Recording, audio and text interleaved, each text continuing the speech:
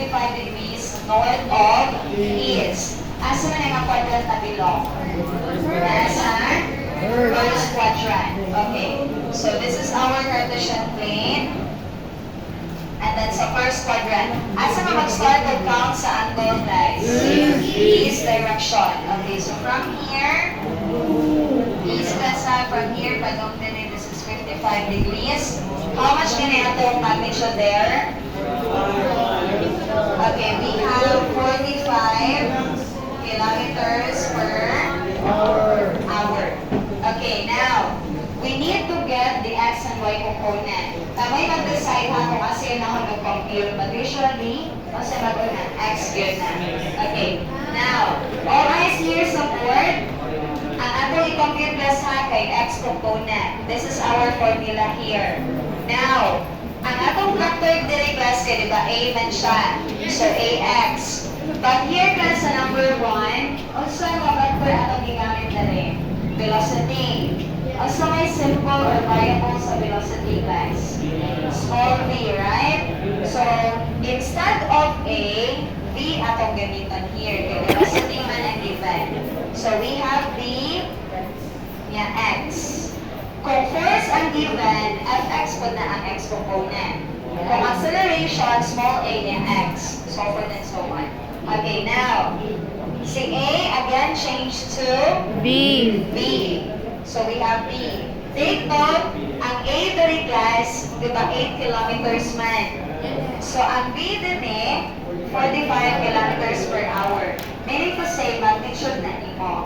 Okay? Now, copy, cosine, theta. Okay, now, input na sa variables ha, how much is our magnitude sa velocity here? 45 kilometer per hour. We have 45 kilometers per hour. Cosine, what do we mean by theta? Angle. Okay, class, take note of this. In analytical method, ang atong gamiton ha nga angle kay duha ka buo. It's either counterclockwise nga reading sa angle or clockwise. Kung counterclockwise, how much na dapat ang angle here? Kung counterclockwise, pila dapat ang gamitan nga angle? Okay, it's 5 degrees. Kaya diba class, kung counter, gikan sa east, asa pa do? North. So we have 5 degrees. Kung clockwise na reading, how much ang angle? Negative? Negative? Clockwise na reading. Right sa class. Pila gani ang total kung clockwise o counterclockwise? 360. So ang 360 minus 55, pila ang result? It's 305 degrees.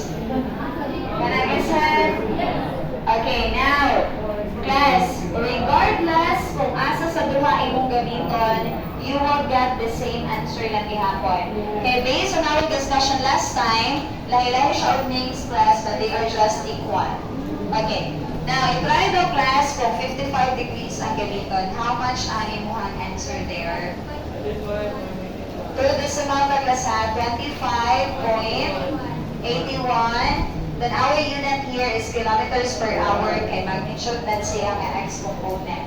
Okay, class, i-try daw nga instead of 55, negative 305 degrees ang gamiton.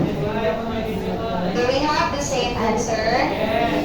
Yes. So that is what I'm talking about, ha? Bisan asa sa duha, you will get the same answer. Okay, class, y component at this time. So this is Vy. Yeah, V sine theta. Nag-gets na ni class? Okay. So we have 45 kilometers per hour sine 55 degrees. Class, the same angle ang gamitan ha for everything here. Yes, so y component. How much is this? 36.86 kilometers per hour. We got this one already. Okay. Now, paminaw sa guest ha, I have very important here to discuss. Take note, kani si Vx, x component din sa velocity. Kung atong i-drawing diri class, di ba na siya diri nga side? Okay, this is our Vx. Next, Vy, muna siya itong value. Kung ato siyang i-drawing class, di ba, going up na siya? Okay, this is our Vy. Okay, take note of this. This is a right triangle already. Correct?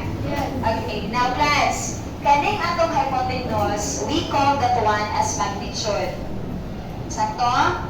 Magnitude na ang hypotenuse, right? O niya, kani siyang Vx, x component niya, kanang Vy, y component. Diba? Ang saan din na ito pag-compute si magnitude, need ta sa x o y component. Since na-compute na nato ang x o y component here, atong i-prove class nga ang magnitude nga value nato kay equal din siya sa 45 kilometers per hour. So, unsa man nga formula ang gamiton? Pythagorean theorem. Kaya ba man yung formula i-compute sa magnitude class? So, let's do the checking here. I-check lang nato class kung sakto ba itong answer. So, instead of A, B ang atong gamiton here.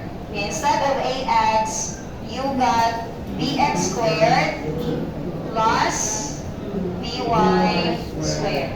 So, input lang the variables there, class.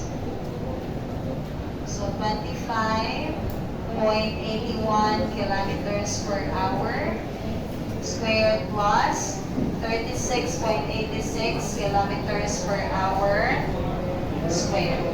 Okay, how much is our velocity here yung magnitude? Ilan? Okay, diba? That's 44.99. Asa sunod sa 9? 7. So if ato siya ito decimal class nga round off, you will get 45. Okay, so our answer here is 45 kilometers per hour. Do we have the same values sa magnitude? Okay. So, guys, that is what I'm talking about, ha? Inikuha sa magnitude ang sa need na to, x and y components. Do not forget that one. Okay, class, if ma-check ninyo si magnitude, ma-check po na to ang direction. Arctan ang gamiton ha, arctan. So we have here, arctan. So this is Vy over Vx. So arctan, 36.86 kilometers per hour. Then 25.81 kilometers per hour. Okay, how much is the angle here? Kailan guys? 34.999. So for two decimal places, how much is that? Okay, so we have 55 degrees here. Do we have the same magnitude and direction sa given? Okay. And now, pag-check sa inyo ang answer.